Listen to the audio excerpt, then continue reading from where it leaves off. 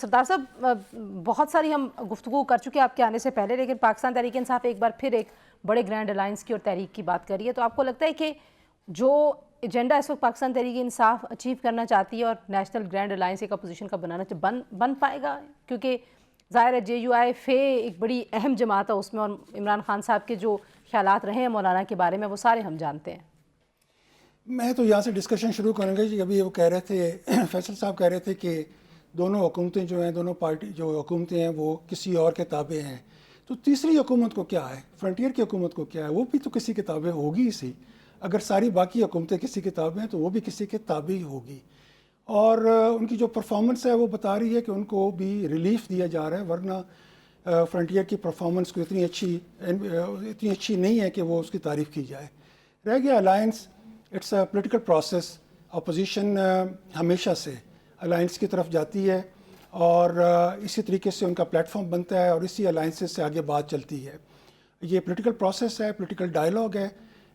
صرف اس میں یہ ہے کہ کوئی ایسی چیز نہ کی جائے جس سے ملک کی معیشت کو یا ملک کی استحکام کو پرابلم پڑے، اور جو ہمارے مسائل ہمیں درپیش ہیں ان کو تقویت ملے۔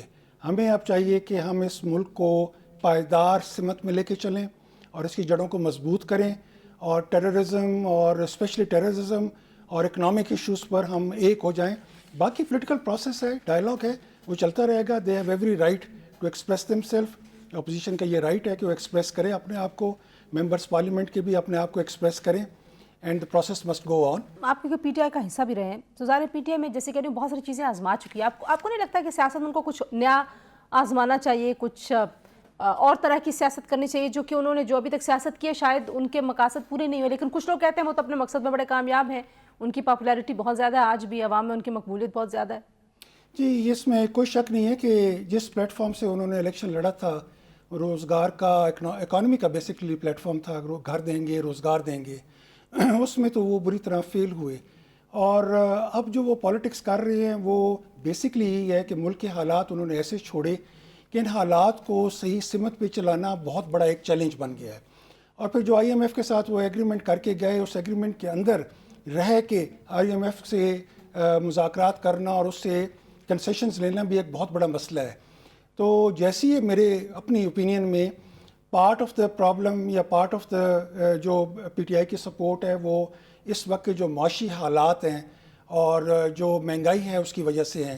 جیسے ہی یہ حالات بہتر ہوں گے اور ان کا ردم بہتر ہوگا اور ملک کے اندر اقتصادی ترقی شروع ہوگی، میرے خیال میں بہت سارے لوگ جو ہیں وہ آن میرٹ بات کرنا شروع کر دیں گے۔